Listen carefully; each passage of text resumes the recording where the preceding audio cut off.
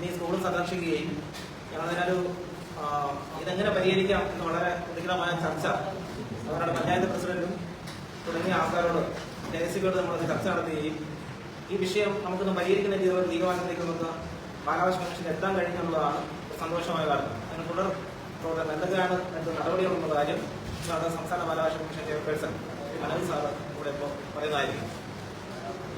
പ്രധാനമായും ഇപ്പോൾ നമ്മുടെ ഈ നേരത്തെ നടന്ന മീറ്റിംഗിന് ശേഷം അതിൽ വന്ന നിർദ്ദേശങ്ങൾ കൂടെ വെച്ചുകൊണ്ട് ബഹുമാനപ്പെട്ട പഞ്ചായത്ത് പ്രസിഡന്റ് ഉണ്ടായിരുന്നു, KCBയുടെ ഉദ്യോഗസ്ഥരുണ്ട്, അതുപോലെ തന്നെ ശസ്താംകോട്ട DYSP ഉണ്ടായിരുന്നു, അതോടൊപ്പം ഈ കൺസൾട്ട് AEO ഉണ്ടായിരുന്നു.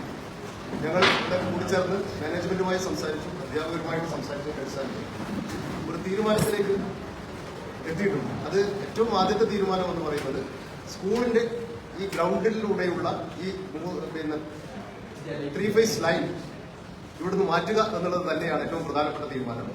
അത് മാറ്റാൻ വേണ്ടിയിട്ട് ഇന്ന് തന്നെ റിക്വസ്റ്റ് മാനേജ്മെന്റ് KSEBക്ക് നൽകി. അതിന്റെ അടിസ്ഥാനത്തിൽ ഈ ലൈനിൽ നിന്ന് കൊടുത്തിട്ടുള്ള കണക്ഷൻ 3 ഫേസ് ഗേൾസ് സ്കൂളിന് കൊടുത്തിട്ടുള്ള കണക്ഷൻ മുൻവശത്തു കൂടിയുള്ള കെട്ടിടത്തിലൂടെ അവിടെ കൊടുക്കുവാനും ഇത് മാറ്റുന്നതിന്റെ ഭാഗമായിട്ടുണ്ടാകുന്ന ആ ഒരു വീട്ടുകാർക്ക് മാത്രമേ ഈ നിലവിലുള്ളൂ. അതിന് ആ പോസ്റ്റ് മാറ്റി അവർക്കൊരു പോസ്റ്റ് അനുവദിക്കേണ്ടതുണ്ട്. അതിനാവശ്യമായ ചെലവ് സ്കൂൾ മാനേജ്മെന്റ് വഹിക്കേണ്ടതാണ്. അതോടൊപ്പം ആ വീട്ടിലേക്ക് ലൈൻ വലിക്കുന്നതിനാവശ്യമായ മരങ്ങൾ മുറിച്ചു മാറ്റും.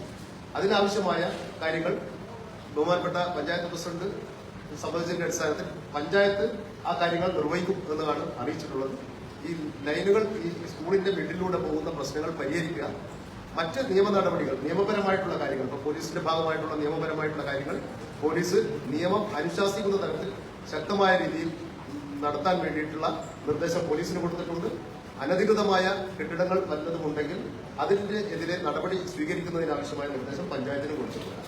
തീർച്ചയായും ഈ ഒരു 2-3 ദിവസം കൊണ്ട് തന്നെ ആവശ്യമായ നടപടികൾ പൂർത്തിയാക്കുമെന്ന് KSEBയും ഉറപ്പ് നൽകിയിട്ടുണ്ട്.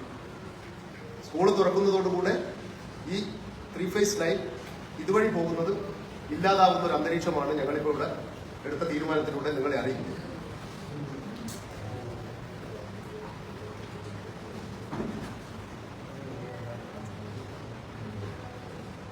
പഠനയോഗ്യമല്ലാത്ത ക്ലാസ് മുറികളുണ്ടെങ്കിൽ യാതൊരു തരത്തിലും അത്തരം ക്ലാസുകളിൽ കുട്ടികളെ പഠിപ്പിക്കുന്നത് ഒഴിവാക്കണം എന്ന് തന്നെയുള്ള നിർദ്ദേശം കൂടെ കൊടുത്തിട്ടുണ്ട്.